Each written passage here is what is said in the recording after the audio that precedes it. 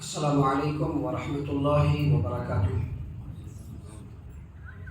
الحمد للہ رب العالمین والصلاة والسلام علی رسولہ الکریم وعلی آلہ وصحبہ اجمعین، اما بعد۔ عن عبد اللہ بن عمر رضی اللہ عنہما قال قال النبی صلی اللہ علیہ وسلم الشہر ہاکذا وہاکذا وہاکذا یعنی 30، ثم قال وهكذا وهكذا وهكذا يعني 29، يقول مرة 30 ومرة 29۔ رواه البخاری في صحیحہ في کتاب الطلاق۔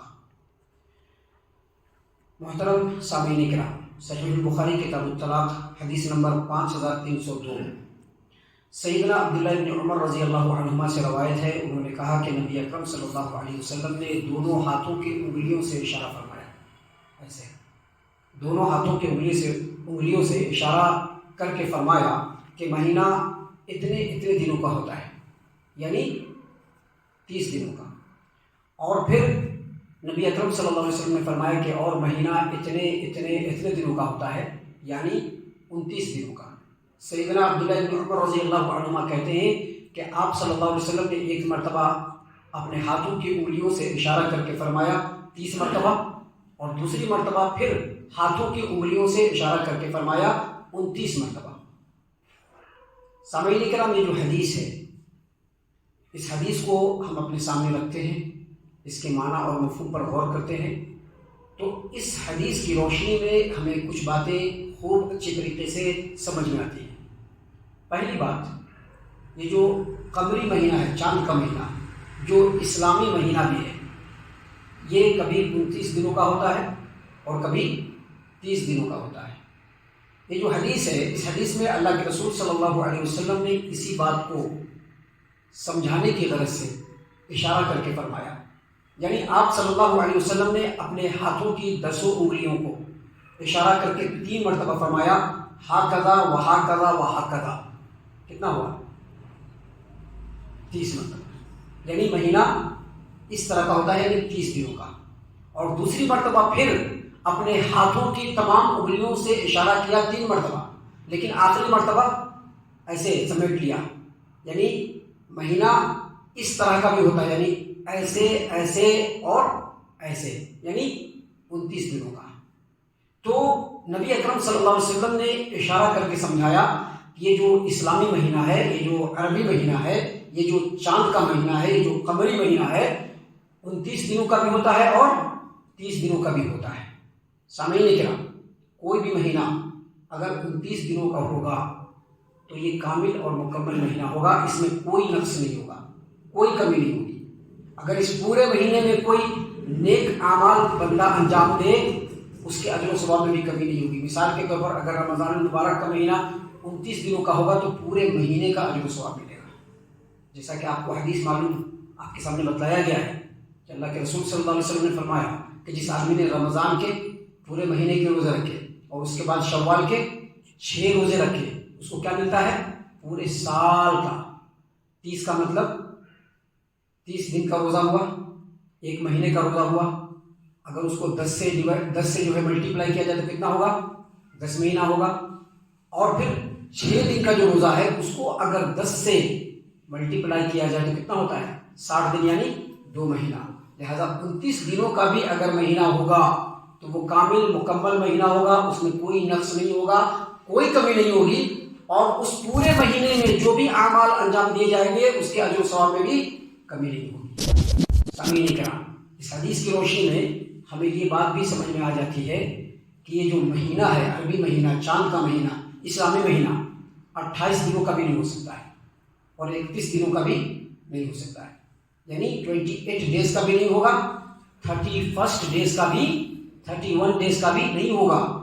اگر کبھی ایسا ہوا کہ ہم نے مہینے کے 28 روزے گزارے یا 28 دن گزارے اور اس کے بعد نیکسٹ مہینے کا چاند ہمیں نظر آ گیا، تو ہمیں یہ سمجھ لینا چاہیے کہ جو مہینہ گزرا اس کے اسٹارٹنگ میں چاند دیکھنے میں غلطی ہوئی ہے یا مہینے کے آغاز میں غلطی ہوئی ہے، لہذا 28 دن کو کمپلیٹ نہیں کیا جائے گا، بلکہ 1 دن اور اگر روزہ کم رکھا ہے تو دوبارہ پورا کرنا پڑے گا۔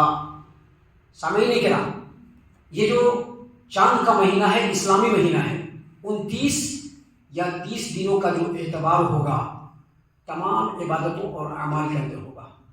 29 دنوں کا بھی اعتبار ہوگا اور 30 دنوں کا بھی اعتبار مہینے کے حساب سے۔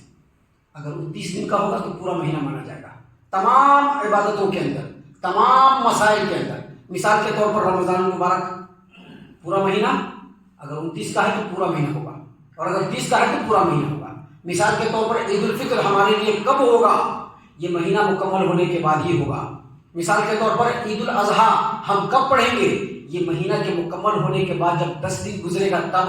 یا اسی طرح سے جو حج کے مہینے ہوں گے وہ بھی اسی 29 یا 30 دونوں کا ہی اعتبار کیا جائے گا۔ یہ نہیں کہ نہیں پورے 30 کا اعتبار کریں گے ہم، یہ شرعاً درست نہیں ہوگا۔ اسی طرح سے یہ جو چاند کا مہینہ ہے، قمری مہینہ ہے، جو اسلامی مہینہ ہے، اس کے 29 یا 30 دنوں کے اعتبار سے صغیرہ جو لڑکی ہوتی ہے، ایسی بچی جس کو ابھی مینسٹرل پیریڈ شروع نہیں ہوا ہے، اس کا بھی نکاح ہوتا ہے، چھوٹی بچیوں کا بھی نکاح ہوتا ہے، شریعت میں کوئی اس میں پرابلم نہیں۔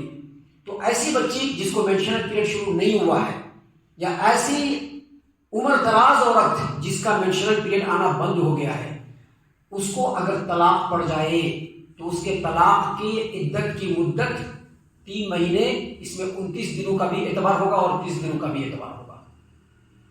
جیسا کہ اللہ تبارک و تعالیٰ نے قرآن کریم سورۃ الطلاق آیت نمبر 4 میں ان دونوں چیزوں کی وضاحت فرمائی ہے کہ ایسی ایک لڑکی جو چھوٹی ہے اور اس کو مینسٹرل پیریڈ حیض نہیں آ رہا ہے، یا ایسی عورت جو بڑی عمر میں چلی گئی اور اس کے ماہواری کے ایام بند ہو چکے ہیں، تو ایسی عورت کو اگر طلاق پڑ جائے تو اس کے طلاق کے عدت کی مدت مکمل 3 مہینہ، اس میں 29 دنوں کا بھی اعتبار ہوگا اور 30 دنوں کا بھی اعتبار ہوگا۔ محترم سامعین کرام، اسی طرح سے ایسی غیر حاملہ عورت، یعنی وہ حمل سے نہیں ہے اور اس کا شوہر مر گیا، اب اس کو عدت کتنے دن گزارنا ہے؟ سورۃ البقرہ آیت نمبر 234 یعنی 234 نمبر کی آیت کریمہ کے مطابق ایسی عورت جو غیر حاملہ ہے اور اس کے شوہر کی وفات ہو گئی ہے تو اس کو 4 مہینے 10 دن عدت گزارنے پڑیں گے۔ اب ان 4 مہینے 10 دنوں میں اگر چاروں بار 29 کا ہی مہینہ ہوگا تو پورے مہینے کا اعتبار ہوگا، یا 2 بار 29 کا ہوگا، 2 بار 30 کا ہوگا، پورے مہینے کا اعتبار ہوگا۔ اس میں کوئی کمی نہیں ہوگی، کیونکہ یہ جو عربی مہینہ ہے، جو قمری مہینہ ہے، 29 کا بھی ہوتا ہے اور 30 کا بھی ہوتا ہے۔ سامعین کرام، یہ جو حدیث ہے، اس حدیث کو اگر ہم سامنے رکھیں تو یہ حدیث ہم مسلمانوں سے اور خاص طور سے جو ذمہ داران ہیں ان سے یہ تقاضا کرتی ہے کہ اس حدیث کی روشنی میں ہمیں ہر عربی مہینے کے ابتدا اور انتہا کا خیال رکھنا چاہیے۔ چاند دیکھنے کی صرف رمضان میں نہیں، ابھی کیسے ہم لوگ صرف رمضان میں بڑی دلچسپی ہوتی ہے نا، دلچسپی بہت زیادہ دلچسپی ہوتی ہے، باقی مہینوں میں دلچسپی نہیں ہوتی، لیکن اس حدیث کی روشنی میں جو ذمہ داران ہیں خاص طور سے ان کو یہ مکمل دلچسپی ہونی چاہیے کہ کب چاند نکلے گا، چاند دیکھنے کا اہتمام کرنا چاہیے، مہینے کے آغاز کی بھی رعایت کرنی چاہیے اور مہینے کے اینڈنگ کی بھی رعایت کرنی چاہیے، ابتدا اور انتہا دونوں کا خیال رکھنا چاہیے۔ سامعین کرام، اس حدیث کی روشنی میں جو ہمارا اسلامی مہینہ ہے وہ عربی اور قمری مہینہ ہے، چاند کا مہینہ ہے، لیکن افسوس کی بات ہے کہ آج مسلمانوں کو اس مہینے کے بارے میں کچھ بھی پتہ نہیں ہے اور اس کے بارے میں کوئی دلچسپی بھی نہیں ہے۔ لوگ عادی ہو گئے ہیں انگریزی مہینوں کی، جبکہ اس مہینے اور مہینے کی تاریخ کی مکمل رعایت کرنا ہر مسلمان کے لیے ضروری ہے۔ یہ سب باتیں تھیں جو ہم نے اس حدیث کی روشنی میں اللہ تبارک و تعالیٰ کی توفیق سے آپ کے سامنے پیش کی ہیں۔ اللہ سے ہم دعا کرتے ہیں کہ اللہ تعالیٰ ہم تمام کو ان تمام باتوں کے اوپر خوب غور و فکر اور تدبر کرنے کے ساتھ ساتھ ان باتوں کے اوپر عمل کرنے کی بھی توفیق عنایت فرمائے۔